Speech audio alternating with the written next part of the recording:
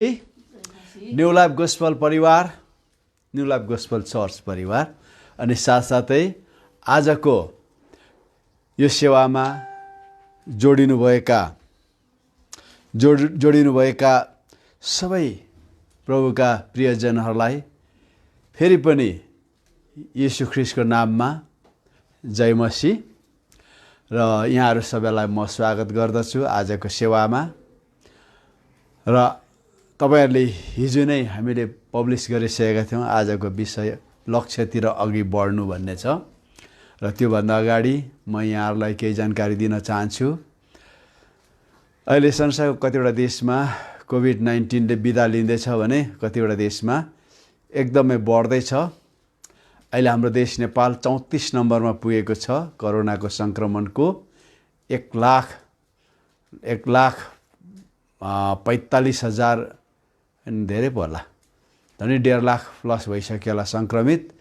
तर भिसी जित्ने नेपालीहरूले 1,05,000 जनाले कोभिडलाई पछारिसकेको छ। तर बाँकी 47,000 जस्तो सक्रिय संक्रमित छन् भन्छन्। तर 30-47,000 पनि वास्तवमा हार्डली त्यहाँ 6-7 जना चाहिँ यस संसार छोडेर जानुपर्छ होला। नत्र नेपालमा नेपालीहरूले कोभिड-19 सँग आफ्नो इम्युनिटी पावरले दरो गरी लडिरहेका छन्। किनभने हाम्रो मोर्टालिटी रेट भनेको 6 जना हो, 1000 मा 6 जना। अनि यो एकदमै राम्रो कुरा हो।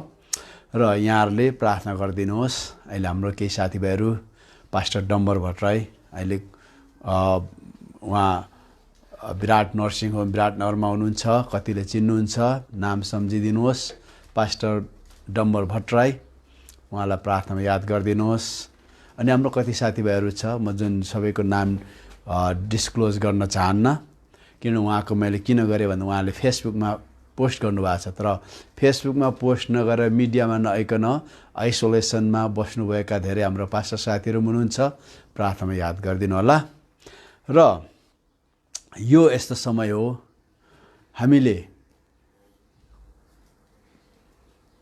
एकदमै होशियार गर्ने, कोरोना छैन भनेर हल्ला गर्दै हिँड्ने समय होइन यो।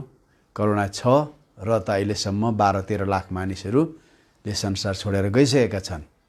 त्यसकारण हामी होशियार हुने। यसको अहिलेसम्म कोरोना भाइरसलाई अथवा कोभिड-19 लाई एकदमै डिस्पोज गर्ने, मार्ने दबाई आइसकेको छैन।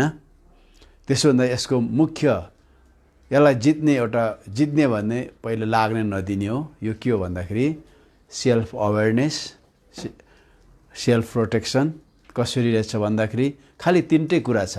एउटा कुरा 2 मिटरको सामाजिक दूरी अपनाउने, सोशल डिस्टेन्स 2 मिटर्स।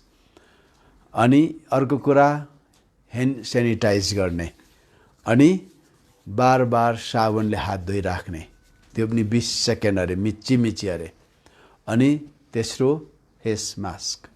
हुनसक्छ नि फेस सिल्ड पनि लाउनुहोस्, फेस मास्क, जसले अनि अनुहार बार बार हातमा अनुहार नलाने, अनुहारमा हात नलाने, नाक कोट्याउने, आँखा मिच्ने अनि जुङ्गा मुसार्ने काम नगर्नुहोस्। व्यस्त हुन्छ जति जुङ्गा पाल्ने प्रियहरूले जुङ्गा सब काटिदिनुहोस्, दारी जुङ्गा घरिघरि सलसलाउँदै भाइरस जान्छ माथि। अनि यी कुराहरू नै हुन्।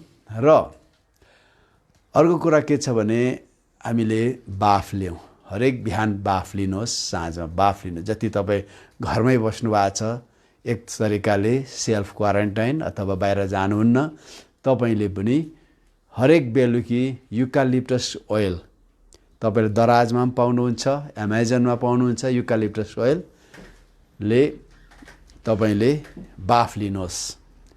जतिजना बाहिर जाइरहनुपर्छ, तपाईँ गइरहनुपर्छ, तपाईँले बिहान बेलुकी लिनुहोस्। फ्रिक्वेन्टली जानेहरूले एटलिस्ट 3 पल्ट लिनुहोस् बाफ। के भन्छ भने जानकार डाक्टरहरूले 40 सेल्सियस सेन्टिग्रेडको हिटमा कोभिड-19 डिएक्टिभेट हुन्छ, निष्क्रिय हुन्छ। तर तपाईँ चिसो पानी पिउनुहुन्छ, चिसो खाना खानुहुन्छ, चिसो कुरामा एक्सपोज हुनुहुन्छ, चिसो पानीमा नुहाउनुहुन्छ, त्यति बेला त्यो डिएक्टिभेट भएको कोभिडले चिसोले तागत पाउँछ र एक्टिभेट भएर आउँछ। अनि अर्को 60 डिग्री सेल्सियसको हिटमा यो कोरोना भाइरस एकदमै विक हुन्छ अरे।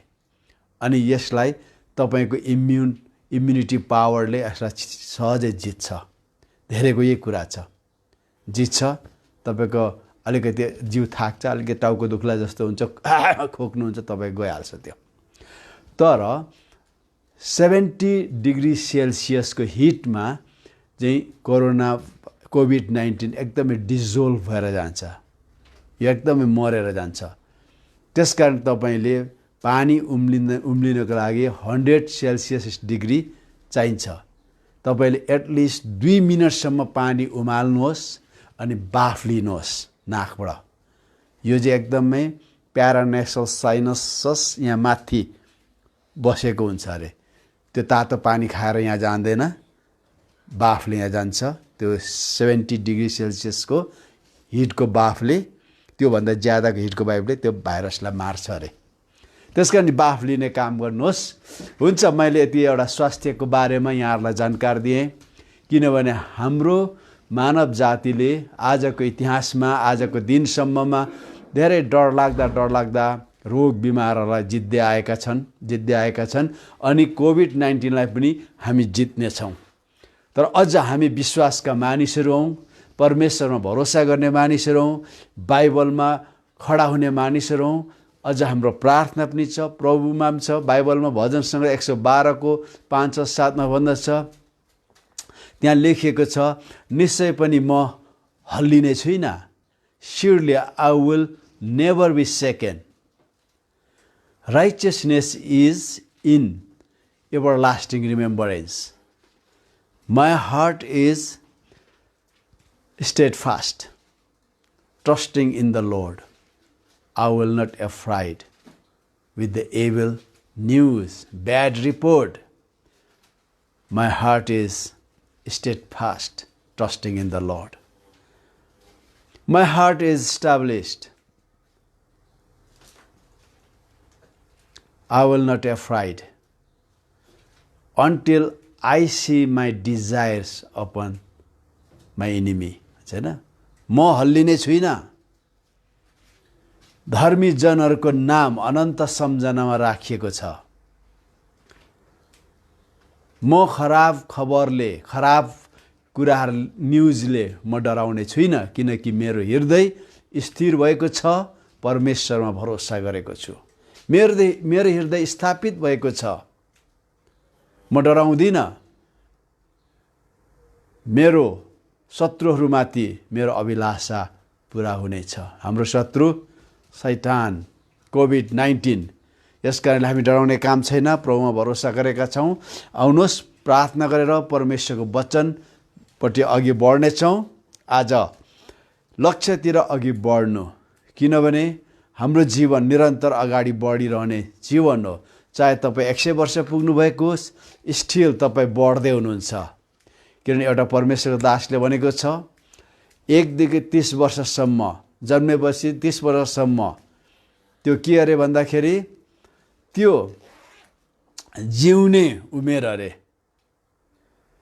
बाँच्ने सालहरू, रमाइलो गर्ने सालहरू, कमाउने सालहरू, आनन्दित गर्ने सालहरू, जे पनि गर्न सक्छौँ भन्ने हिम्मत र हौसला बोकेका सालहरू अरे।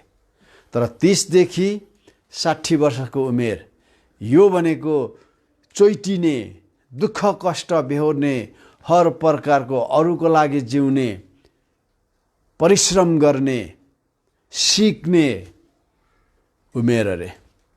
60 वर्षदेखि 90 वर्षसम्मको उमेर चाहिँ विरासत छोड्ने, लिगेसी छोड्ने, लिगेसी इयर, आफ्नो अनुभवहरूद्वारा। केश फुलेको हुन्छ सेतै, म 61 वर्ष त्यही फुल्या छैन, फुल्ने क्रममा छ। हामीले 60 वर्षसम्म कमाएको अनुभवहरू, कमाएको ज्ञान गुणका कुराहरू, बुद्धिका कुराहरूले अरूलाई परामर्श दिने, असल कुराहरू छोड्ने उमेर भन्छ। अनि 90 देखि 120 वर्षसम्म जाने साल हो त्यो। 90 कुनै पनि साल 90 वर्ष पुगेपछि मर्न डराउनु हुँदैन, किन? त्यो जाने साल हो।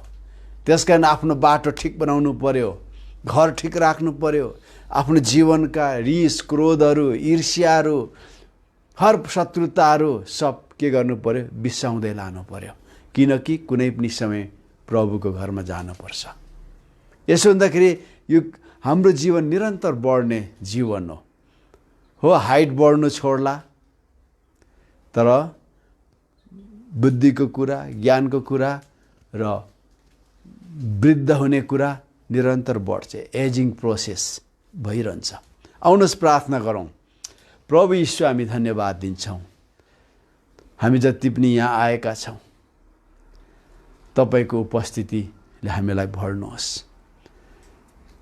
तपाईले आज हामीलाई सिकाउनुहोस्। जति पनि यो भिडियोमा हेरिरहेका छन्, उनीहरूकोमा तपाईको उपस्थिति आएको होस्, उनीहरू समर्पित हुन सकुन्। तपाईँ आज के बोल्दै हुनुहुन्छ, तपाईको वचन धारण गर्न हामी हाम्रो हृदय खोल्दछौँ। निगाह र करुणाले हामीलाई भर्नुहोस्। यो आपद विपदका दिनहरूमा, भय र त्रासका दिनहरूमा हामी केवल तपाईलाई हेर्छौँ। तपाईँ नै हाम्रो सान्त्वना हुनुहुन्छ, तपाईँ नै हाम्रो सहायक हुनुहुन्छ। तपाईँ हाम्रो यहोवा यिरे परमेश्वर हुनुहुन्छ। तपाईँ हाम्रो यहोवा रोफेका र यहोवा राफा परमेश्वर हुनुहुन्छ, जसले हामीलाई चङ्गाई गर्नुहुन्छ। धन्यवाद प्रभु, तपाईको उपस्थितिलाई हामीलाई भर्नुहोस्। पवित्र आत्मा, तपाईको वचनको तेजलाई जगाउनुहोस्, तपाईको अभिषेकलाई पुनर्ताजगी दिनुहोस्, ताकि तपाईको वचनद्वारा हामीलाई उत्साह, साहस, मार्गदर्शन मिल्न सकोस्। किन तपाईको वचन हाम्रो खुट्टाको बत्ती र हाम्रो मार्गको उज्यालो हो। तपाईको वचनमा हिँड्यौँ भने हामी ठेस लाग्ने छैन हामीलाई। प्रभु निगाह गर्नुहोस्, यीशु ख्रीष्टको नाममा, आमेन। ल आउनुहोस् हामी परमेश्वरको वचनतिर लागौँ। आज म 45 मिनट मात्र लिने विचार गर्दैछु। धेरै गयो भने पनि एन्जोय गर्नुहुनेछ। हालेलुया। आज लक्ष्यतिर अघि बढ्नु, मैले भनिहालेँ अघि, हाम्रो ग्रोथ, फिजिकल ग्रोथ सर्टेन समय पुगेपछि त्यो ढल्छ। धेरै मेडिकल साइन्सका मानिसहरूले भन्छन् छोरा मान्छेहरू 25 वर्ष पुगेपछि एक किसिमको एजिङ प्रोसेस सुरु हुन्छ अरे। छोरी मान्छेहरू 20 वर्ष पुगेपछि अझ तरुणी भएर जाँदैनन् अरे। 20 वर्ष पुगेपछि छोरी मान्छेहरूको एजिङ प्रोसेसमा जान्छन् अरे।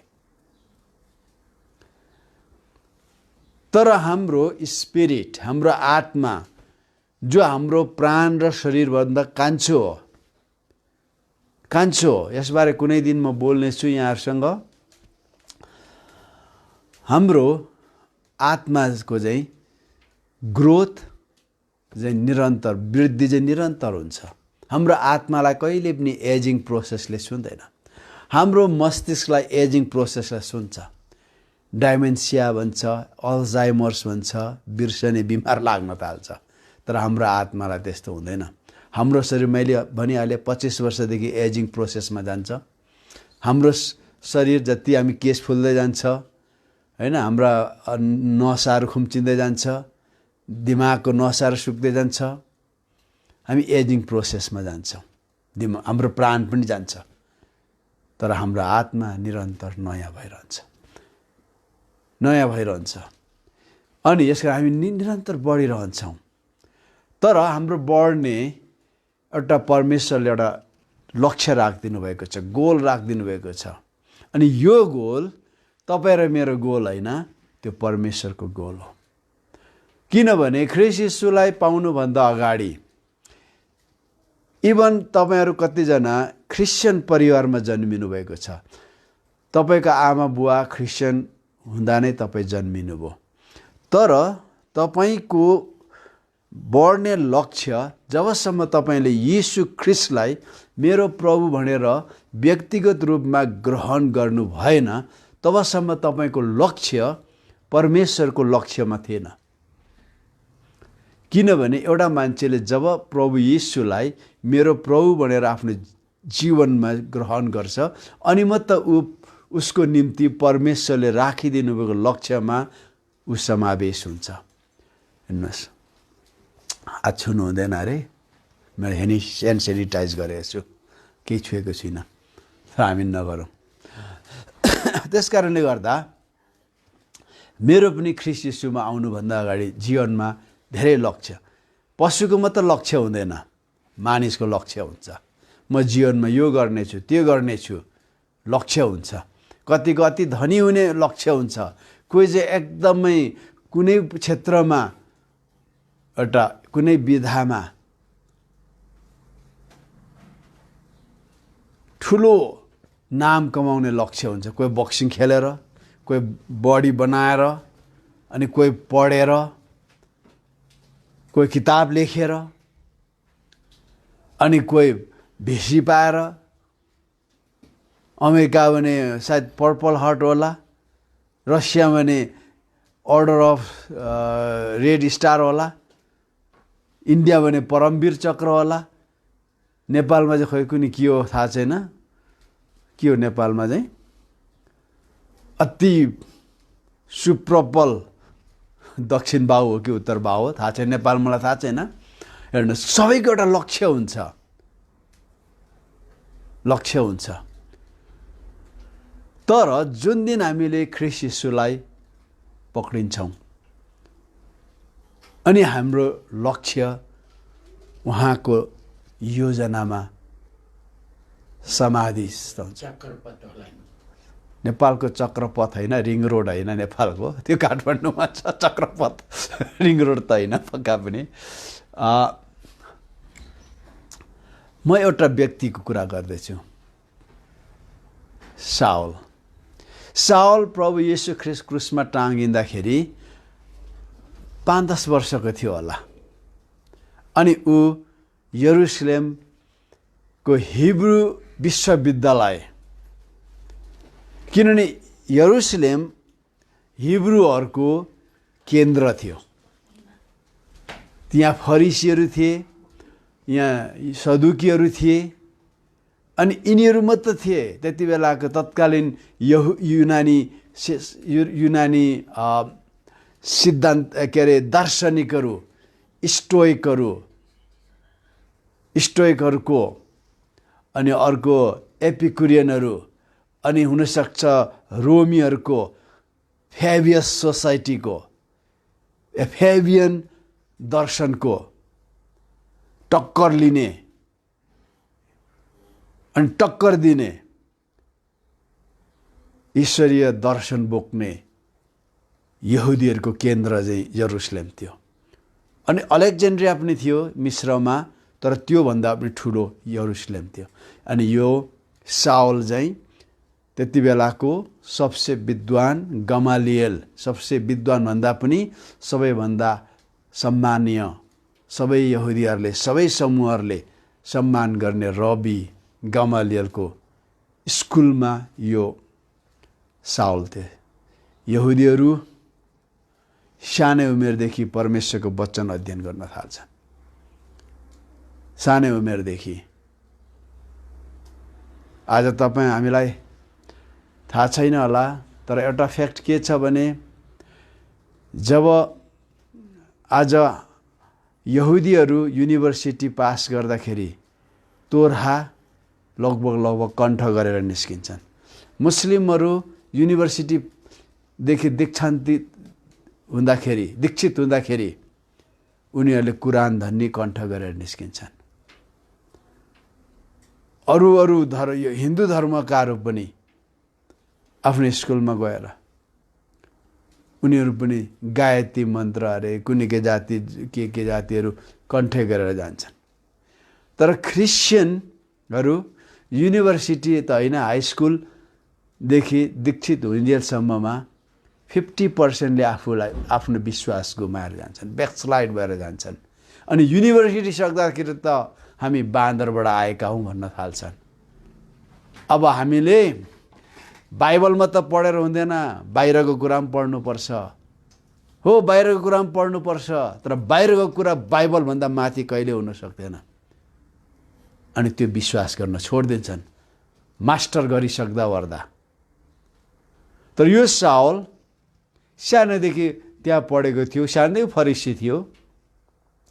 प्रभु यीशु ख्रीष्ट क्रुसमा उसले लाइफमा प्रभु यीशुलाई कहिले भेटेन, किन ऊ त्यति बेला गमलियलको स्कुलमा थियो अनि सानै 8-10 वर्षको थियो। ऊ कन्भर्ट हुँदाखेरि यो साउल 20-22 वर्ष पुगेको थियो, किनभने स्टिफेनसलाई ढुङ्गाले हानी मार्दा ऊ 18 वर्षको थियो। किनभने 18 वर्ष नपुगी कोही पनि सामूहिक गवाही हुन सक्दैन। हाम्रो सोच चाहिँ 18 वर्ष। अनि जब डमस्कसमा पुग्यो लगभग यो 20-22देखि 27-28 वर्षको थियो। उसको क्रिस्चियन जीवन 35-40 वर्षभन्दा लामो छैन।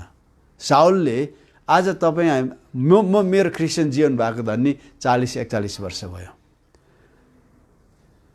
आज तपाईँहरू कतिको 60 वर्ष पुगेको होला, कति 70 वर्ष, कतिको 40-45 होला। तर यो साउलले आफ्नो लगभग 35-40 वर्षको क्रिस्चियन जीवनमा उसले त्यति बेलाको उसको संसार एसिया माइनर हल्लायो, साउदी अरेबिया हल्लायो, अनि स्पेन हल्लायो। हामीले बाइबलमा स्पेन गयो भन्ने छैन, तर उसले स्पेन जाने उसको धोको 1-2 पल्ट उसले बाइबलमा भनेको छ, पत्रहरूमा लेखेको छ।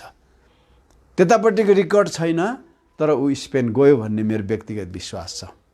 उसले हल्लायो, त्यो एसिया माइनर हल्लायो, भूमध्य सागरका तलमाथिका देशहरू हल्लायो उसको 30-35 वर्षको विश्वासी क्रिस्चियन जीवनमा। तर हामीले तुलना गऱ्यौँ भने हामीले कति तपाईँहरू जति हेरिराख्नु भएको छ, तपाईँले आफ्नो गाउँ त के, आफ्नो समूह त के, तपाईँले आफ्नो परिवारलाई पनि ख्रीष्ट येशूमा ल्याउन सक्नु भएको छैन। यो कम्पेरेटिभ कुरा होइन, किनभने साउल कहाँ थियो, हामी कहाँ छौँ। तर हामीले आफ्नो सानो संसारलाई पनि हल्लाउन सकिरहेका छैनौँ। किन भन्दाखेरि तपाईँ र मैले हाम्रो बाँच्ने उद्देश्यलाई साउलले जस्तो परमेश्वरमा समर्पित गरेका छैनौँ। यसकारण यदि स्टिल तपाईँ ख्रीष्टमा हुनुहुन्छ र पनि तपाईँको जिउने उद्देश्य तपाईँको प्राथमिक नै छ, पहिलेकै छ भने, प्रारम्भिक नै छ भने, आज तपाईँले सन्देशपछि बदल्नुहोस्। म गर्व गर्छु, घमण्ड होइन, गर्व गर्छु, परमेश्वरले मलाई प्रयोग, मेरो खानदान सबै प्रभुमा छ। मेरो दाजुभाइ मात्र होइन, मेरो बुवा आमा मात्र होइन, मेरो हजुरबा काकाहरू पनि पास्टरहरू छन्, प्रभुमा छ। एउटा काका मात्र विश्वास गर्यो, बप्तिस्मा ल्याएर विदेश गयो, अनि त्यहाँदेखि विश्वास छोडेर आयो। तर मेरो खानदान प्रभुमा छ। मेरो परिवारलाई मैले हल्लाएँ भन्ने म विश्वास गर्छु, मेरो समाजलाई सकिन होला।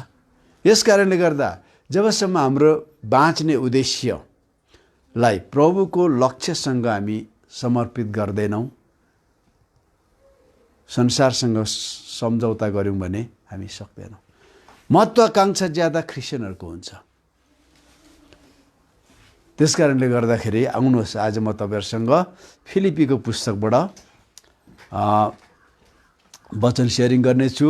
मैले यी सबै अघिबाटै प्राप्त गरिसकेको छु, अथवा म अघिबाटै सिद्ध भइसकेको छु भनेर त होइन, तर ती कुराहरूलाई पक्रनको निम्ति म अघि बढिरहेको छु, जुन कुराको निम्ति ख्रीष्टले मलाई पक्रनु भयो। हेर्नुहोस्, यो साउलको कत्रो उद्देश्य छ। तपाईँले कोरिन्थीको पुस्तक पढ्दै जानु हो भने साउलले चाहन्छ, ऊ आफ्नो धर्ममा कट्टर थियो, कट्टर।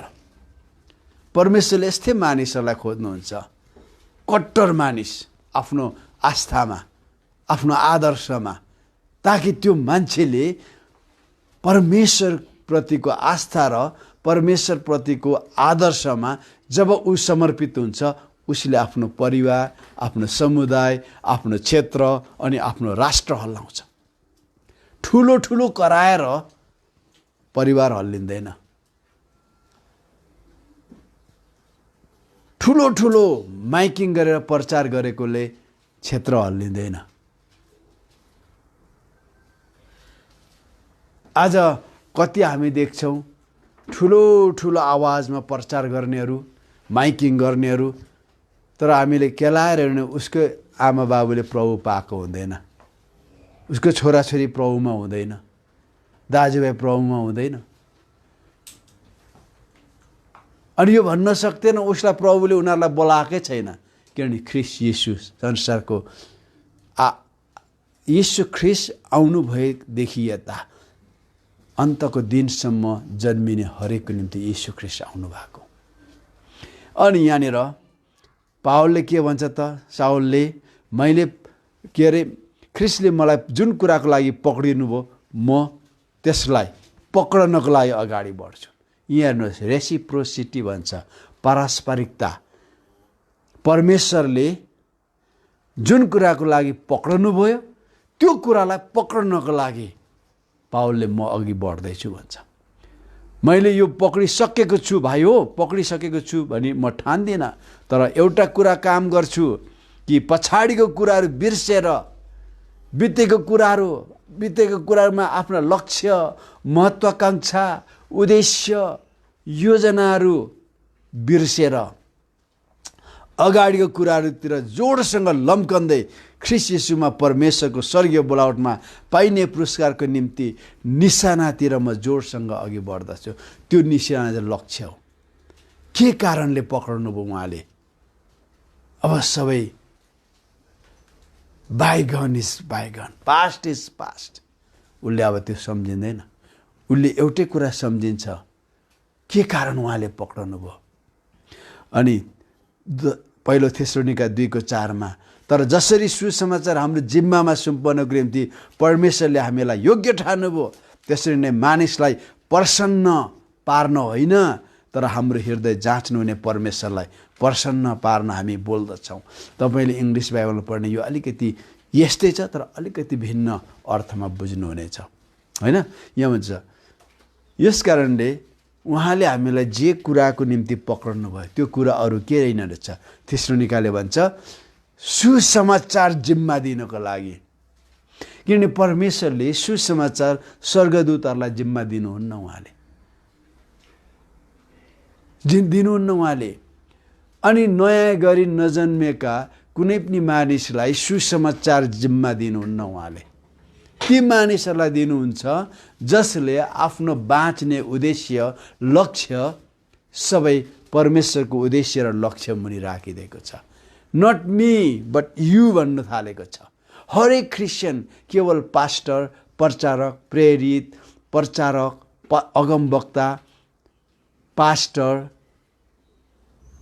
शिक्षक अनि अनि अनि एल्डर, डिकन, अगुवाहरू मात्र होइन, हरेक क्रिस्चियन जसले आफ्नो महत्त्वाकांक्षालाई परमेश्वरको चरणमा राखिदिएको छ, आफ्नो बाँच्ने लक्ष्य र उद्देश्यलाई परमेश्वरको लक्ष्य र उद्देश्य मुनि राखिदिएको छ भने परमेश्वरले त्यो मानिसहरूलाई जिम्मा दिनुहुन्छ।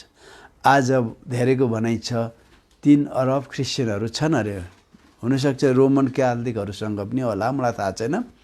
तर हरेक क्रिस्चियन, किनभने बाइबल केवल प्रेरित, प्रचारक, अगमवक्ता अनि पास्टर, शिक्षक, एल्डर, डिकनको लागि मात्र लेखिएको होइन। हेर्नुहोस्, बाइबल लेखिएको हरेक मानिसको निम्ति हो। अनि नयाँ नियम पत्रहरू हरेक क्रिस्चियनको लागि लेखिएको हो। अनि यसमा लेखिएको हरेक आज्ञाहरू, हरेक कुराहरू डिनोमिनेसनलाई छुट्याएर उहाँले बेग्लै बेग्लै दिनुहुन्न। हरेक क्रिस्चियन जसले येशूलाई मेरो प्रभु भनेर ग्रहण गरेको छ, पत्रहरू हरेकको निम्ति हो। त्यहाँ लेखिएको हरेक कुराहरू हरेकको निम्ति हो। पवित्र आत्माको कुरा गर्नुहुन्छ हरेकको निम्ति हो। जसरी उद्धार हरेक मानिसको निम्ति थियो, अब वरदानहरू हरेकको निम्ति हो, आशिष हरेकको निम्ति हो, चङ्गाई हरेकको निम्ति हो, सबै हरेकको निम्ति हो त्यो। त्यस कारणले परमेश्वर समाचार सुनाउने काम यी लिडरसिप वरदान, अगुवापनको वरदानहरू उनीहरूको लागि मात्र होइन, हामी हरेक विश्वासीहरूको निम्ति हो। अनि त्यो सुम्पनु हुन्छ हामीलाई। त्यसको मतलब के हो त? हाम्रो काम सुसमाचारमा जिउने अनि सुसमाचार सुनाउने अनि सुसमाचारको निम्ति आउने हरेक दुःख र कष्टको निम्ति आफूलाई तयार गर्ने हो। किन थेसलोनिकाकै पुस्तकमा भन्दछ, तिमीहरूलाई सुसमाचार, तिमीहरूलाई विश्वास गर्न मात्र होइन, तर उहाँको निम्ति दुःख भोग्नको निम्ति बोलाइएको हो। हामी यीशुलाई विश्वास गर्न मात्र होइन, तर उहाँको लागि दुःख भोग्नको लागि बोलाइएको। त्यसको मतलब के हो त? तीनटा हाम्रो उद्देश्यहरू। एउटा उद्देश्य के हो? सुसमाचार सुनाउन। दोस्रो उद्देश्य के हो त? सुसमाचार अनुसार जिउन। अनि तेस्रो उद्देश्य के हो त? सुसमाचारको निम्ति दुःख भोग्न। दुःख भोग्नु गर्व नगर्नुहोस्। तपाईँलाई डाँडा काँडा उकालो उरालो हिँडेर सुसमाचार प्रचार गर्दै हुनुहुन्छ भने त्यो खुसीको कुरा हो, तर त्यसको निम्ति तपाईँ खेदोमा पर्नुहुन्छ नि, त्यो पनि सामना गर्नको लागि हो। अनि यहाँ के हुन्छ? नम्बर 1 मा परमेश्वरले हामीलाई विशेष उद्देश्यले बोलाउनु भएको छ। हाम्रो उद्धार मुक्तिको 2 भागहरू। परमेश्वरतर्फ के हो त? उहाँले 2000 वर्ष अगाडि नै ख्रीष्ट येशूलाई पठाउनु भयो र हामीलाई उपलब्ध गराइदिनु भयो। तर यो परमेश्वरको इटर्नल प्लान थियो, अनन्त योजना थियो। तिमीहरू जान्दछौ कि आफ्नो पिता पुर्खाबाट आएका व्यर्थ कुराहरूदेखि सुन वा चाँदी जस्ता नाश हुने थोकहरूद्वारा दाम तिरिक तिमीहरू छुटाइएका होइनौ, तर निष्कोट र निष्कलङ्क थुमाको जस्तो ख्रीष्टको अनमोल रगतद्वारा दाम तिरी छुटाइएका हो। परमेश्वरले 2000 वर्ष अगाडि ख्रीष्ट येशूलाई पठाउनु भयो। तर यो प्लान परमेश्वरले उत्पत्ति 3 अध्यायको 15, 16, 17, 18 मै के गर्नुभएको थियो? उहाँले त्यो योजना राख्नु भएको थियो फिजिकली। तर परमेश्वरको अनन्त ज्ञानमा उहाँले before the foundation of this world, यो संसारको, यो पृथ्वीको जग राखिनुभन्दा अगाडि नै परमेश्वरले उहाँको अनन्त ज्ञानमा ख्रीष्ट येशू उहाँ बलिदानको लागि आउनु पर्नेछ। परमेश्वरको त्रिएक परमेश्वरको हेडसिपबाट सेकेन्ड पर्सन, हेर्नुहोस्, स्वर्गमा परमेश्वर येशू ख्रीष्ट अनन्तमा उहाँ पुत्र हुनुहुन्न थियो, पुत्र हुनुहुन्न थियो। बाइबलमा हेर्नु भने चाहिँ उहाँ कसरी हुनुभयो त? पुत्र भएर जन्मिनु भयो। तर उहाँ के अरे ट्रिनिटीको हेडसिपमा उहाँ एक हुनुहुन्छ। अनि अनन्त ज्ञानमा उहाँले येशू आउनुपर्छ भन्ने, ख्रीष्ट आउनुपर्छ। ख्रीष्ट र येशू एउटै व्यक्ति, तर परमेश्वरको सेकेन्ड पर्सन आउनुपर्छ। परमेश्वरले पहिले देख्नु भएको थियो अनि उहाँले त्यसलाई एक्जिक्युट गर्नुको लागि के गर्नुभयो त? त्यसलाई लागू गर्नको लागि प्रेरित उत्पत्ति 3 अध्याय 3 को 15, 16, 17 मा उहाँले। तर त्यो 4000 वर्ष पछाडि उहाँले त्यस योजनालाई कार्य मूर्त रूप दिनुभयो। अनि हाम्रो रुपियाँ पैसाले, चलन चल्तीले हामी उद्धार पाएनौँ, तर निष्खोट यीशुको रगत, थुमाको रगतले, ख्रीष्टको रगतद्वारा हामीले दाम तिरेर छुटाइएका हौँ। त्यो के हो त? डिभाइन पर्सपेक्टिभमा हामीलाई उहाँको बोलावट, योजना, उद्देश्य, लक्ष्यमा समावेश गर्नको लागि डिभाइन पर्सपेक्टिभ, होइन, डिभाइन रेस्पोन्सिबिलिटी, ईश्वरीय दृष्टिकोणमा अथवा ईश्वर पक्षमा अथवा उहाँले के गर्नुभयो? त्यो लागू गर्नुभयो। तर अब हामीले चाहिँ के गर्यौँ त?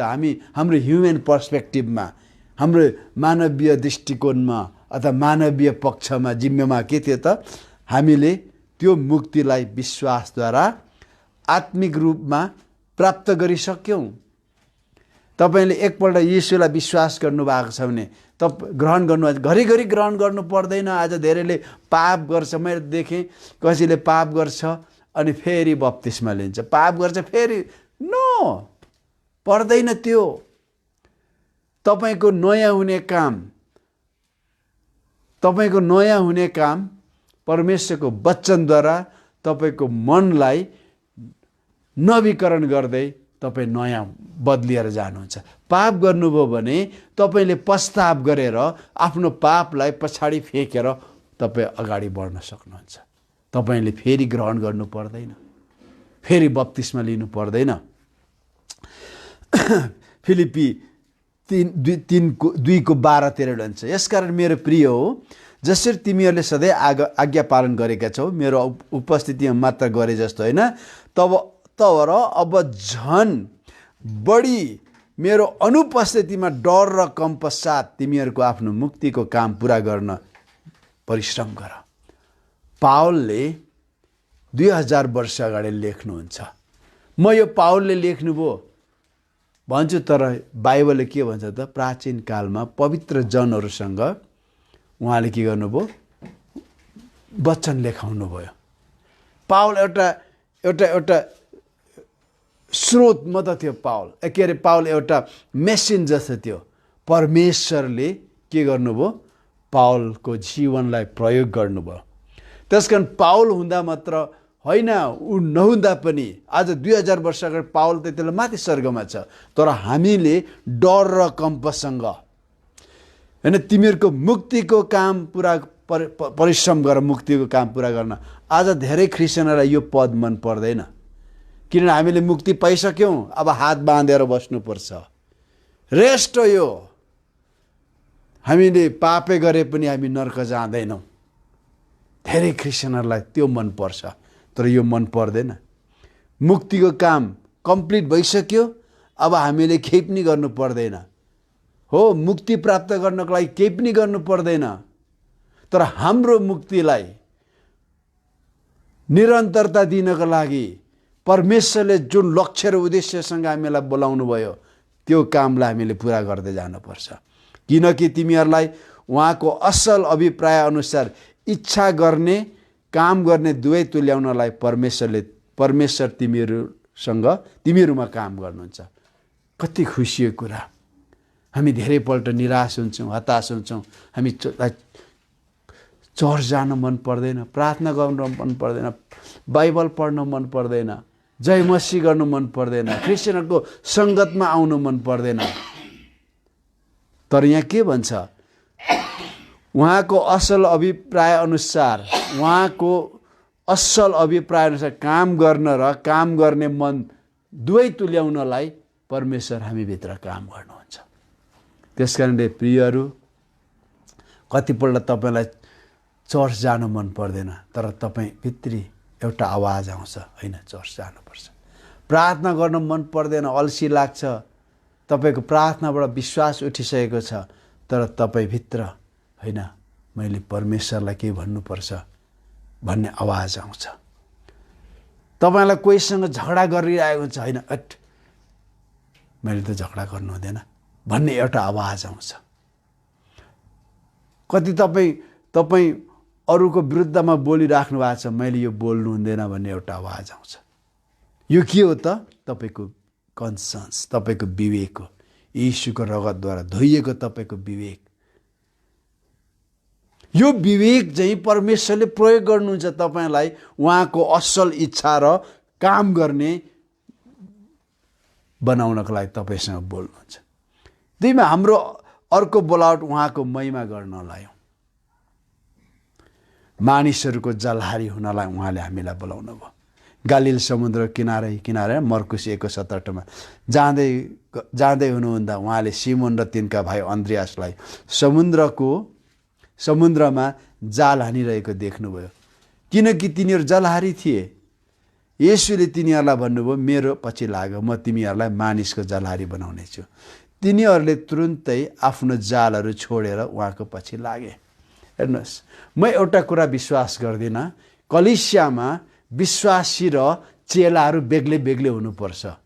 म यो कुरा विश्वास गर्दिनँ। हामी सबै चेलाहरू हौँ।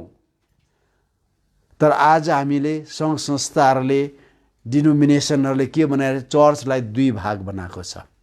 एउटा डिसाइपलहरू, एउटा विश्वासीहरू, एउटा क्लर्जीहरू, एउटा ले मेम्बर्सहरू हामीले बनाएको छौँ। प्रभुले बनाउनु भएको छैन।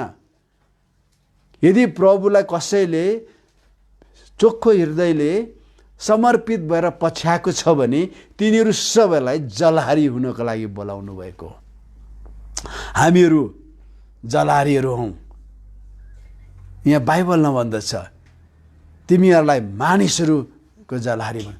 यो नभन्नुहोस् यो प्रेरितहरूलाई मात्र, प्रचारकहरूलाई मात्र, अगमवक्ताहरूलाई मात्र, पास्टरहरूलाई मात्र, शिक्षकहरूलाई, एल्डरहरूलाई मात्र होइन। हामी हरेक यीशुलाई प्रभु भनेर जीवन दिनेहरूलाई उहाँले जलहारी हुनको लागि बोलाउनु भएको छ। अनि के भनेको छ, तिनीहरूले जाल छोडेर उहाँको पछि लागे। अर्कोमा उहाँको साक्षी बन्नलाई पत्रुस 2:9-10 तर तिमीहरू त चुनिएका वंश, राजकीय पुजारीगिरी। हेर्नुहोस् है, यो हरेक क्रिस्चियनलाई है, यो माथिल्लो पनि हरेक क्रिस्चियनलाई हो। किन येशूले आफ्नो सेवाकै सुरु गर्नुभयो। पवित्र जाति, परमेश्वरको निजी प्रजा हो। हामी सबै हौँ। हामी सबै चुनिएको वंश हौँ। अब संसारमा कुनै वंश सुपरियर छैन, कुनै वंश सुपरियर छैन। हाम्रो चन्द्रवंश, सूर्यवंश भन्नेहरू, किरात वंश, के वंश, कुनै वंश सुपरियर छैन। हामी एउटा सुपरियर वंशमा आएका छौँ।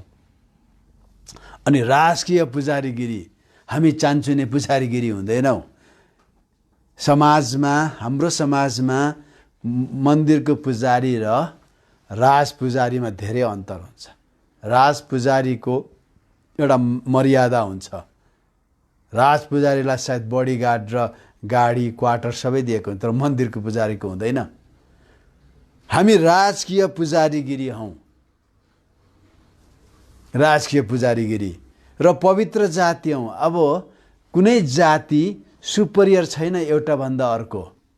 तपाईँ ख्रिस्टमा आउने बित्तिकै तपाईँ एउटा नयाँ जातिमा आउनुभयो। त्यो जातिलाई कलिसिया भन्छ। इक्कलेउ, संसारदेखि अलग बोलाइएको, संसारदेखि अलग गरिएको हामी त्यो जाति हौँ।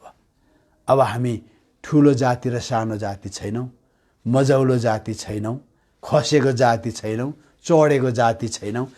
अनि हामी बढाइएको जाति पनि गएको छैनौँ, तर हामी रूपान्तरण गरियौँ। We are translated to new cast. त्यो चाहिँ के हो त? पवित्र जाति हो, पापहरू धोइएको जाति। अनि परमेश्वरको निजी प्रजा हौँ हामी। परमेश्वरको आफ्नै प्रजा र हामीलाई एकदम अन्धकारदेखि उदयको ज्योतिमा ल्याउनु भयो। येशूले हामीलाई भन्नुभयो तिमीहरू डाँडामा बसालिएका ज्योति हौ। हामी डाँडामा बसालिएका ज्योति हौँ, बत्ती हौँ हामी। येशू संसारको ज्योति हुनुहुन्छ। जो म कहाँ पछि आउँछ त्यो अन्धकारमा हिँड्नु पर्दैन। म संसारको म ज्योति हुँ। I am the light of the world.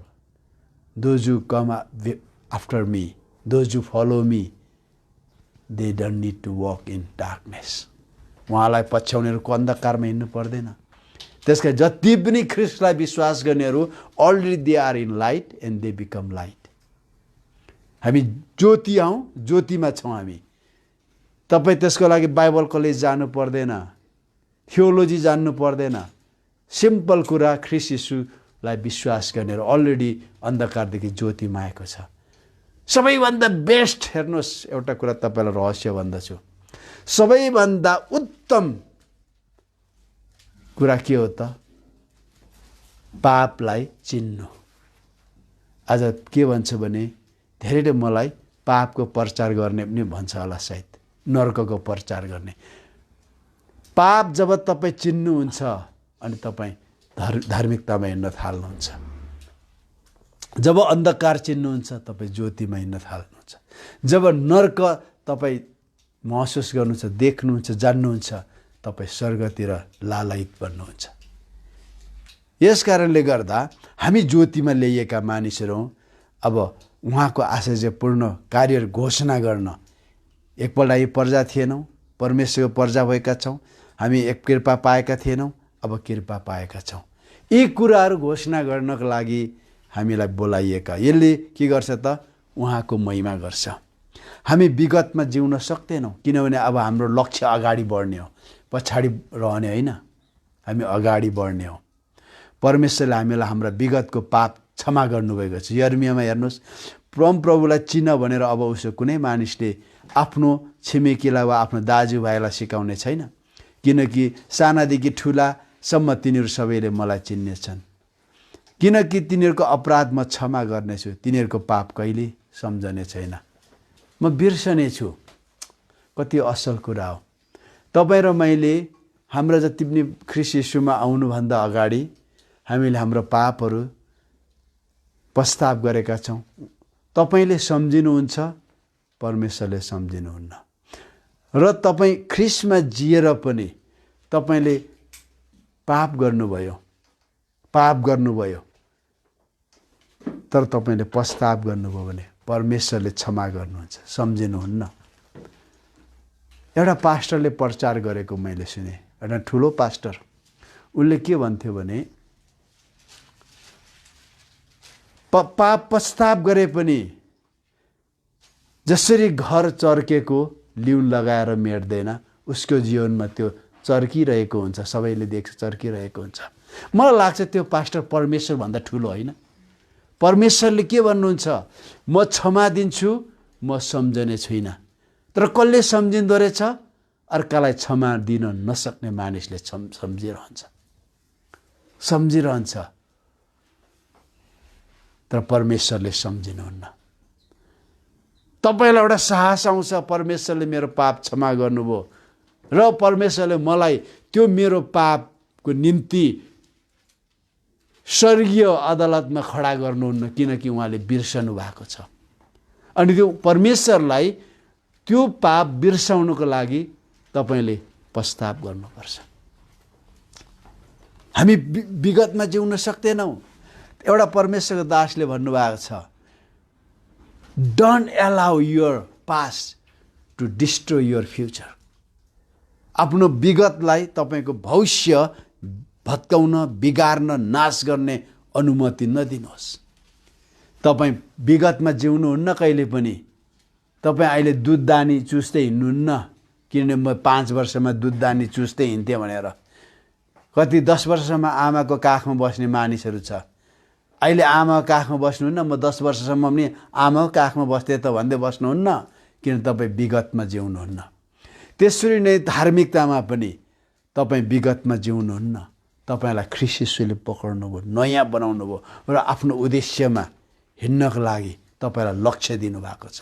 त्यो लक्ष्यमा तपाईँ बढ्नुपर्छ, म बढ्नुपर्छ। यहाँ के भन्छ भने यशाया 43 को 25-26 म उही हुँ जसले तेरो अपराधहरू आफ्नै खातिर मेटिदिन्छ र म तेरो पापहरूलाई सम्झँदैन। परमेश्वरले धेरैपल्ट हामीलाई लाग्छ हामीले पश्चाताप गरेर हाम्रो अपराधहरू परमेश्वरले मेटाइदिनु भयो। होइन, परमेश्वरले आफ्नो खातिर, किनभने उहाँले भन्छ I am full of loving kindness, I am merciful God. त्यो देखाउनको I am promise keeper God. म प्रतिज्ञा, मेरो प्रतिज्ञाहरू म पालन गर्ने परमेश्वर हुँ भनेर देखाउनको लागि उहाँले हाम्रो अपराधहरू क्षमा गर्नुहुन्छ र सम्झनुहुन्न। जति यो स्क्रिन हेर्दै हुनुहुन्छ तपाईँले, यदि तपाईँ पाप गर्नुभएको छ भने आज यो सन्देश सुनेर तपाईँ सेन्समा आउनुभयो, तपाईँ पश्चाताप गर्नुहोस्। मानिसले तपाईँलाई बिर्सेर, त्यो पास्टरले भने जस्तो त्यो चर्केको चाहिँ घाउ चाहिँ कसैले बिर्सन्दैन। त्यो तपाईँको जिम्मेवारी होइन। एक दिन ती मानिसहरूलाई परमेश्वरले सोध्नुहुनेछ। मैले मेरो वचन यूहन्ना 20 अध्यायको 22 पदमा 23 पदमा मैले भनेको तिमीहरूले बिर्स्यौ। जे कुरा तिमीहरूले यहाँ क्षमा दिन्छौ स्वर्गमा क्षमा हुनेछ, तर जे कुरा तिमी राख्छौ त्यो रहिरहनेछ। कसैको पाप राख्छौ भने रहिरहनेछ, तर त्यसलाई म क्षमा दिएर नयाँ तुल्याउनेछु। हेर्नुहोस्, तपाईँको कसैको पाप इन्साफ नगर्नुहोस्, क्षमा गर्नुहोस्। परमेश्वरले क्षमा दिनुभएको कुरालाई तपाईँले पक्रिन राख्नुहोस्।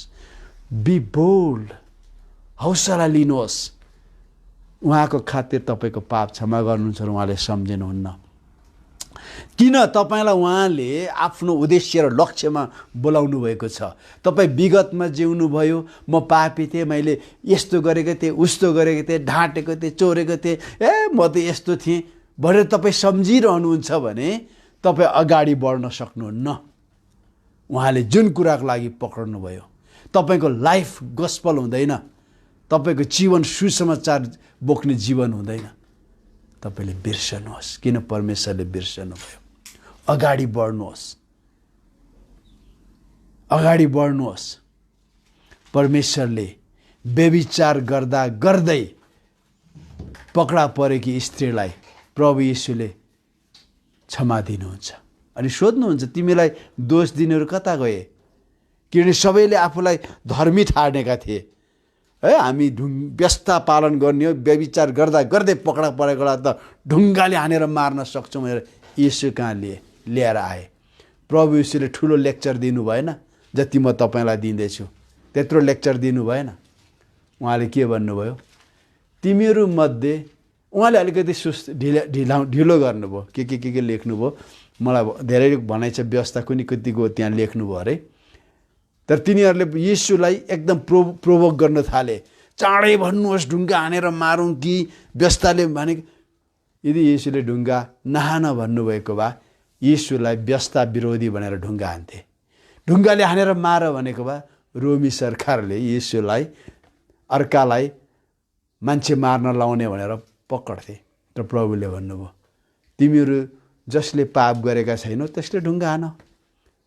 ढुङ्गा हान्न तम्सेको सोच्यो, हुनसक्छ उसले विधवाहरूको घर तहस नहस गरेको सोच्यो होला। हुनसक्छ अर्कोले सोच्यो होला, मैले त मेथीको ज्वानोको पनि 10 दिएको छु, तर मेरो आम्दानीको 10 दिएको छुइनँ, ढुङ्गा फ्याँकेर गयो। अर्को, अहो मैले पनि त व्यभिचार गरेको छु, ढुङ्गा फ्याँकेर गयो। अहो मैले पनि मेरो श्रीमतीलाई गाली गरे, कुटेको छु, ढुङ्गा फ्याँकेर गयो। अर्कोले, अंशबन्धा मैले पनि मेरो दाजुभाइलाई मारेको छु, ढुङ्गा फ्याँकेर गयो। अहो मैले मेरो छोराछोरीहरूलाई बराबर ट्रिट गरिनँ, ढुङ्गा फ्याँकेर। अहो मेरो बाबुआमालाई मैले सम्मान गरेको छु, ढुङ्गा सबै ढुङ्गा फ्याँकेर अन्तिममा त्यो स्त्री मात्र रह्यो। आज कति हामी त्यस्ता छौँ, अरूको देखि धर्मी ठहरिने, तर परमेश्वरको अगाडि दोषले भरिएका हौँ। धेरै पास्टरहरू त्यस्तो छौँ। म पनि एउटा पास्टरको सेवकै गर्ने उहाँको दास हुँ। हामी त्यस्तो छौँ, आफ्नो भुल गल्ती नदेख्ने। तर तपाईँ र म हाम्रो विगतमा बाँच्न सक्दैनौँ। यदि हामी विगतमै बाँचिरह्यौँ भने उहाँले जुन कुराको लागि हामीलाई पक्र्नुभयो, जुन लक्ष्य दिनुभयो, हामी त्यो लक्ष्य पुरा गर्न सक्दैनौँ। हाम्रो जीवन गोस्पल हुँदैन, सुसमाचारको जीवन हुँदैन। तपाईँ र मेरो जीवन सुसमाचार हो।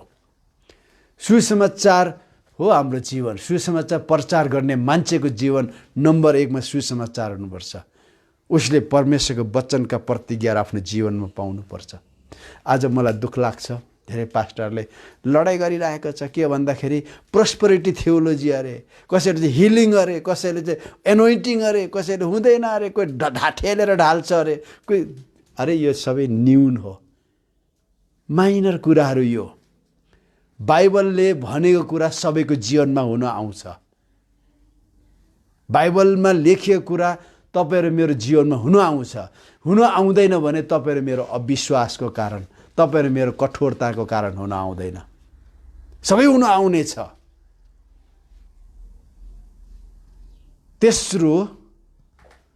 दोस्रो यूहन्नाको तेस्रो पदमा रहेछ, जसरी तिमीहरू आत्मिक रूपमा उन्नति गरेका छौ, प्राण र भौतिक कुरामा पनि तिमीहरूले उन्नति गर। बी प्रस्पर भनेको छ, समृद्ध हौ भनेको छ। तिमीहरूले जसरी परमेश्वरलाई विश्वास गरेर वचन पालन गरेर तिमीहरूको आत्माको उन्नति भएको छ, तिमीहरूको प्राणको उन्नति भएको छ, त्यसरी तिमीहरूको शरीरको उन्नति गर। शरीरको उन्नति भनेको यो बाइसेप चाहिँ 22 इन्चको बनाउनु भनेको होइन, यहाँ 8 प्याक 6 प्याक हुनु भनेको होइन। यहाँ विङ्स, यहाँ के भन्छ विङ्स होइन, विङ्स यहाँ सोल्डर चाहिँ यत्रो हुनु, पाखुराहरू एकदमै, त्यो भनेको होइन शरीरको उन्नति। फिजिकल प्रस्पर इन फिजिकल सेन्स होइन, त्यो भनेको तपाईँसँग। धेरैले भन्छ प्रस्परिटी थियोलोजी। म एउटा प्रश्न सोध्छु यहाँलाई, बाइबलमा कहाँ ख्रिस्चियनहरू मागी खानुपर्छ, गरिब र दरिद्र हुनुपर्छ, कहाँ लेखेको छ? छैन। अनि बाइबलमा कहाँ चाहिँ ख्रिस्चियनहरू अरबपति, करोडपति, लाखपति हुनुपर्छ भनेर लेखेको छ? छैन। तपाईँ प्रोस्पेरिटी तपाईँ मान्नुहुन्न, तर तपाईँ आफै प्रोस्पेरिटीमा जिउँदै हुनुहुन्छ। बाइबलीय प्रोस्पेरिटी भनेको, समृद्ध भनेको तपाईँको आवश्यकता र खाँचोहरू परमेश्वरको आश्चर्य कर्मद्वारा जुटाइनु हो। तपाईँ खाँचोमा हुनुहुन्थ्यो, प्रार्थना गर्नुभयो, परमेश्वरले तपाईँलाई जुटाइदिनु भयो, त्यो प्रोस्पेरिटी हो। तपाईँको लुगाहरू फाटेको थियो, प्रार्थना गर्नुभयो, परमेश्वरले जुटाइदिनु भयो, कुनै न कुनै तरहले आश्चर्य कर्म गर्नु, त्यो प्रोस्पेरिटी हो। तपाईँसँग घर थिएन, परमेश्वरले तपाईँलाई घर दिनुभयो, त्यो प्रोस्पेरिटी हो। तपाईँ हिजो अस्ति पहिले काठमाडौँ आउँदा पैदल सेवा गर्दै हुनुहुन्थ्यो, पछि साइकलमा हिँड्नु थाल्नुभयो, पछि मोटरसाइकलमा हिँड्नु थाल्नुभयो, अब अहिले गाडीमा हिँड्नु थाल्दै हुनुहुन्छ, त्यो प्रोस्पेरिटी हो। त्यसको लागि तपाईँ मरिमेट्नु भएको थिएन। तपाईँको निड र आवश्यकता र तपाईँको प्रार्थना सुनेर परमेश्वरले तपाईँलाई जुटाइदिँदै जानुभयो, त्यो प्रोस्पेरिटी हो। तर जो करोडपति हुन, अरबपति हुन, जो महँगा महँगा गाडी कुदाउन, त्यसको लागि परेको छ भने त्यो प्रोस्पेरिटी होइन, त्यो ग्रिड हो। त्यो एक दिन परमेश्वरले इन्साफ गर्नुहुन्छ। त्यो गरेर तपाईँले परमेश्वरको लक्ष्यमा अगाडि बढ्न सक्नुहुन्न। तपाईँको ध्यान अब परमेश्वरको लक्ष्य पुरा गर्ने होइन, तपाईँको आफ्नो महत्त्वाकांक्षालाई पुरा गर्नेपट्टि जान्छ, पुरा गर्नेपट्टि जान्छ। Simple faith. तपाईँ 10 इमानदारसँग दिनुहोस्, गरिब दुःखीलाई सहायता गर्नुहोस्, परमेश्वरको काममा प्रशस्त हुनुहोस्, भेटिदिनुहोस्। कसैले घर बनाउँदैछ, उसले सहायता माग्यो, छर्नुहोस्। कसैले चर्च भवन बनाउँदैछ, हामीलाई चर्च भवनको लागि सहायता गर्नु पर्यो, तपाईँसँग त्यो भवन कम्प्लिट गराइदिने पैसा छैन, तर एउटा इट्टा किन्ने पैसा भए पनि दिनुहोस्। एउटा इट्टा किन्ने पैसा भए पनि दिनुहोस्। ती सबै कुराहरूले परमेश्वरको हातहरूलाई अगाडि बढाउँछ। प्रोस्पेरिटी त्यो हो। तपाईँलाई जे मन पर्यो त्यो माग्यो पायो होइन, त्यो जे मन पर्यो त्यो दाबी गर्यो, त्यो प्रोस्पेरिटी होइन। परमेश्वरको वचनमा लेखिएको कुराको बेइज्जत नगर्नुहोस्। तपाईँ परमेश्वरको वचनमा जे कुरामा पक्रिनु भएको छ उहाँले त्यसलाई पुरा गर्ने लक्ष्यमा बोलाइएका मानिसहरू हुनुहुन्छ। म यो धेरै लामो लाँदिनँ, किनभने यो धेरै लामो सन्देश रहेछ, म सक्दै जान्छु। अनि अर्को कुरा के छ भन्दाखेरि, हामी विगतमा जिउन सक्दैनौँ। विगतलाई बिर्सनुहोस्, किनभने अब तपाईँ विगत जहिले पनि खुट्टामा साङ्ला बाँधेर यत्रो फलामको डल्ला राखी झुन्डाइदिएको जस्तो हो। तपाईँ अमेरिकामा हुनेहरूलाई थाहा छ, खुट्टामा ब्यान्ड लगाइदिन्छ नि, त्यो सर्टेन लिमिटमा हुन्छ। त्यो लिमिट काट्ने बित्तिकै पुलिसको अफिसमा घन्टी बज्छ, त्यहाँनिर वार्निङ आउँछ, यो त्यो त्यो त्यो खुट्टामा पट्टी बाँध्ने मान्छे कहाँ भाग्नु आँट्यो, कहाँ जानु आँट्यो भनेर। विगतका कुराहरू त्यो पापहरू, तपाईँले गरेका अपराधहरू। तर तपाईँले येशूलाई विश्वास गरेपछि येशूले काटिदिनु भयो, आँखा थुनिदिनु भयो उहाँले, ताकि तपाईँ ती कुराहरू नसम्झनुहोस्। तर तपाईँले क्षमा पाए पनि भन्नुहुन्छ, आफै बोकिनुहुन्छ, त्यसले त उहाँको लक्ष्यमा तपाईँलाई जान दिँदैन, पुरा गर्न, लक्ष्यमा अगाडि बढ्न दिँदैन। र क्रिस्चियन जीवन सक्रिय रूपमा जोडसँग बढ्ने काम हो। तपाईँ त्यसको लागि दिनको दिन कुद्नु पर्दैन। आज कति पास्टरहरू विश्वासीहरू दिनको दिन घर घर कुदिरहेको छ, पर्दैन। तपाईँ जोडसँग कुद्ने काम के हो? वचन पढ्नुहोस्, प्रार्थना गर्नुहोस्, तपाईँको विश्वास सेयरिङ गर्नुहोस्। त्यति बेला स्पिरिचुअली तपाईँ जोडसँग कुद्दै हुनुहुन्छ। शरीरमा ठाउँको ठाउँमा हुनु होला, कुद्दै हुनुहुन्छ, तपाईँ कुद्दै हुनुहुन्छ। अनि यसरी गऱ्यौँ भने हामी विगतको छायाले हामीलाई पछ्याउँदै। हिब्रू 3:11-12-14 हेर्नुहोस्, यहाँ लेखेको छ, तर ख्रिस्ट चाहिँ परमेश्वर घरानाको पुत्रको रूपमा विश्वस्त हुनुहुन्थ्यो।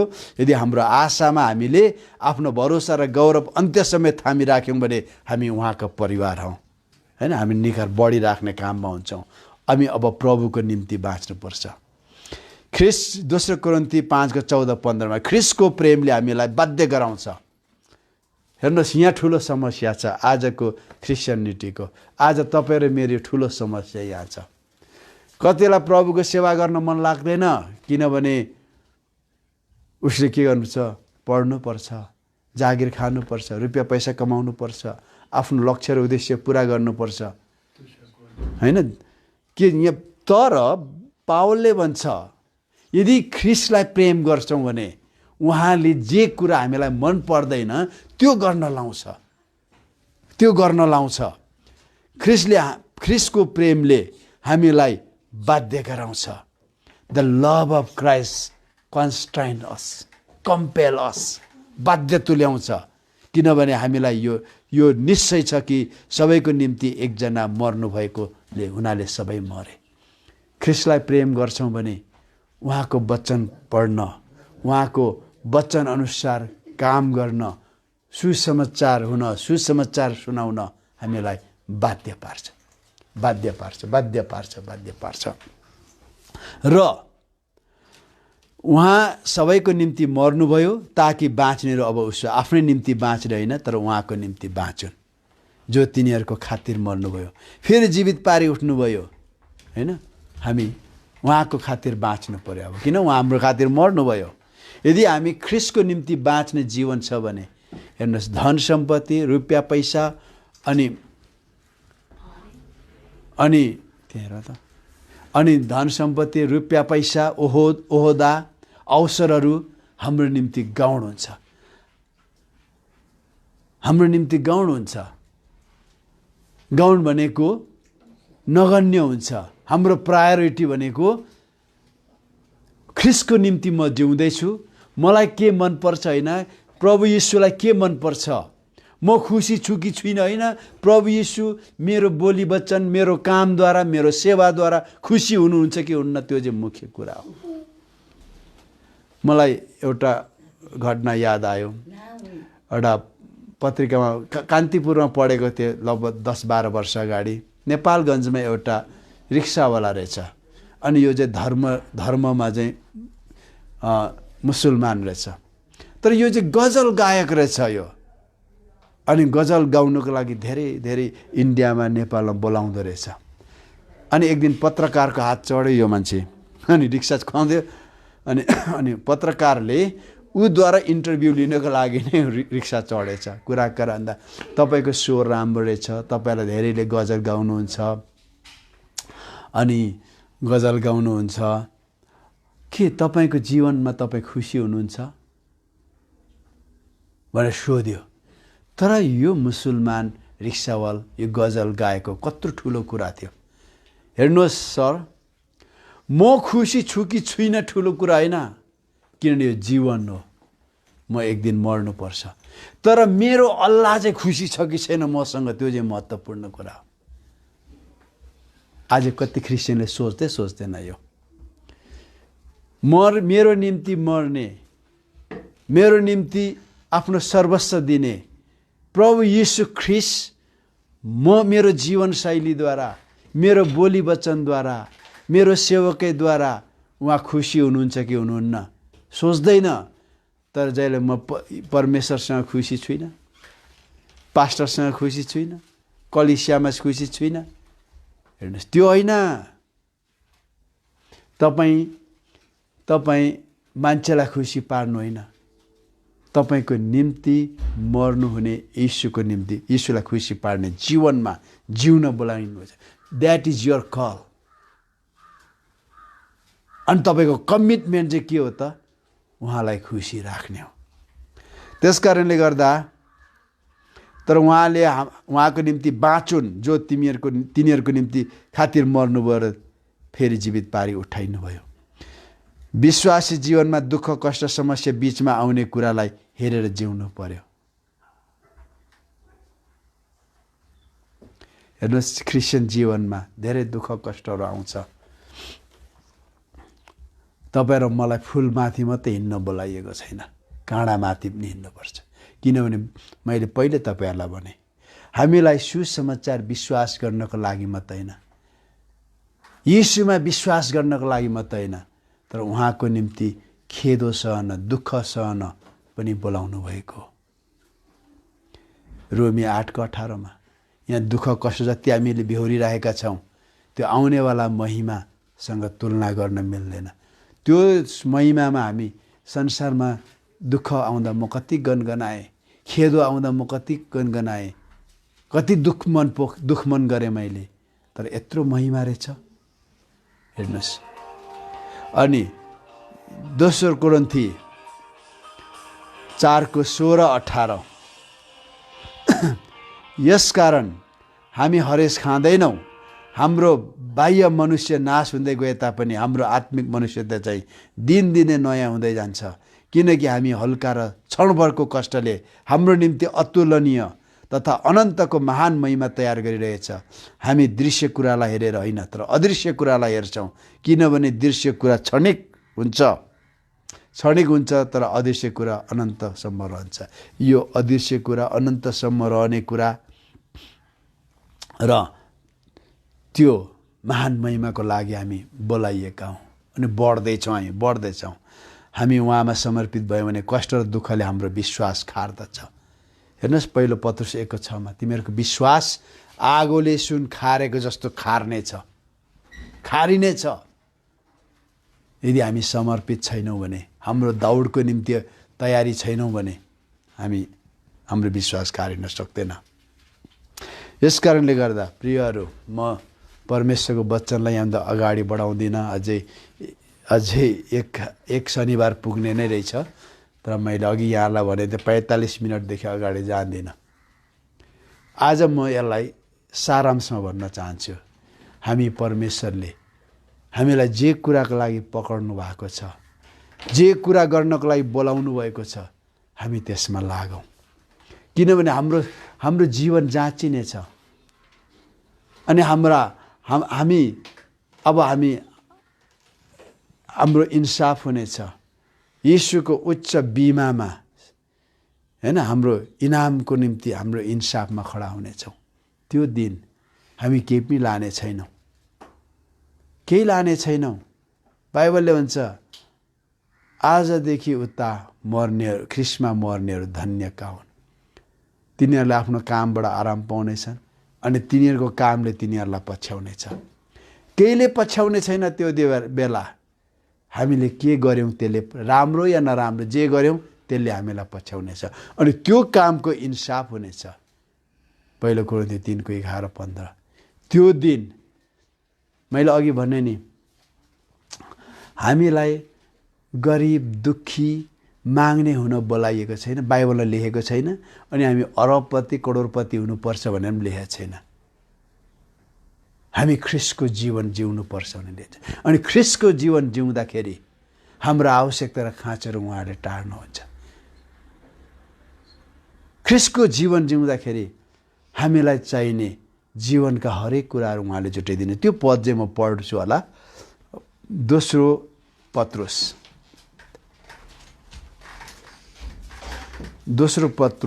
1:3 मेरो बाइबलमा त छैन के हो, तपाईँको बाइबलमा छ होला। दोस्रो पत्रुस 1:3 कसैले पढिदिनुहोस् त।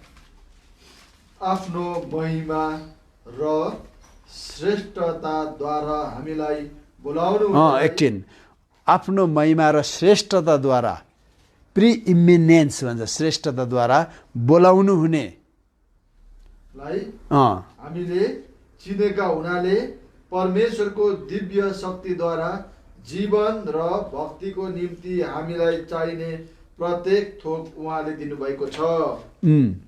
होइन, आफ्नो महिमा र श्रेष्ठताद्वारा हामीलाई बोलाउनु, हामीलाई हेर्नुहोस्, हामीलाई महिमा र श्रेष्ठतामा जिउनको लागि होइन, तर श्रेष्ठता उहाँको ग्लोरी एन्ड प्री इमिनेन्सद्वारा उहाँले हामीलाई बोलाउनु भयो। र हामीले पनि परमेश्वरको डिभाइन पावरलाई चिनेको कारण जीवन र भक्तिको निम्ति, होइन, लाइफ र गडली लाइफ, यो लाइफ एन्ड गडली लाइफ भनेको यो जीवनमा जिउँदाखेरि, यो शरीरमा यो जिउँदाखेरि र भक्तिको जीवन, उहाँमाथिको विश्वासको जीवनमा जिउँदा चाहिने प्रत्येक थोक उहाँले दिनुभएको छ। Everything we need is provided for, उहाँले दिनुभएको छ भनेछ। यसको मतलब के हो? That is the prosperity. त्यो चाहिँ समृद्ध हो। त्योभन्दा ज्यादा हामी आशा नगरौँ, किनभने केही पनि जाँदैन। तपाईँले करोडौँको घर बनाउनुहुन्छ होला, करोडौँको गाडी चढ्नुहुन्छ होला, करोडौँको लुगा लाउनुहुन्छ होला, लाखौँको चिजबिजहरू बोक्नुहुन्छ होला, अनि तपाईँको जीवन अयासी होला। हेर्नुहोस्, केही पनि जाँदैन, केही पनि जाँदैन। मेरो भनाइ अरबको घरमा नबस्नुहोस् भन्नु खोजेको होइन मैले, बस्नुहोस्, तर केही पनि जाँदैन। ती सबै यहीँ रहने कुरा हो, किनभने हामीलाई परमेश्वरले उहाँको महिमा र श्रेष्ठताद्वारा his call us by his glory and preeminence द्वारा बोलाउनु भएको हो। बोलाउनु भएको होइन, महिमामा र श्रेष्ठतामा बोलाउनु भएको होइन, तर त्यो द्वारा चाहिँ उहाँले बोलाउनु भएको हो। र उहाँलाई चिनेको कारण उहाँको डिभाइन पावर थाहा भएको कारणले गर्दा हामीलाई जीवन र भक्तिको जीवन जिउन भनेको, यो जीवन जिउन, क्रिस्चियन लाइफ जिउन हामीलाई सबै कुराहरू, आवश्यक कुराहरू जुटाइदिनुहुन्छ। That is प्रोस्परिटी। त्यो चाहिँ प्रोस्परिटी हो।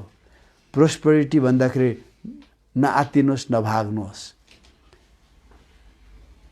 नभाग्नुहोस्, त्यो परमेश्वरको योजना हो, अनि उहाँले बोलाउनु भएको छ। यस कारणले गर्दा मैले भन्नु आज मुख्य भनेको विगतको कुरामा नअल्झिराख्नुहोस्, अगाडि हेर्नुहोस्, पछाडि फर्केर नहेर्नुहोस्। अनि तपाईँलाई जहिले पनि एउटा अवेरनेस, सचेतना आओस् कि मलाई परमेश्वरले लक्ष्यमा कुद्नको लागि बोलाउनु भएको हो। प्रभुले यहाँलाई आशिष दिनुभएको होस्। सबैलाई जय मसीह। अर्को शनिबार भेटौँ।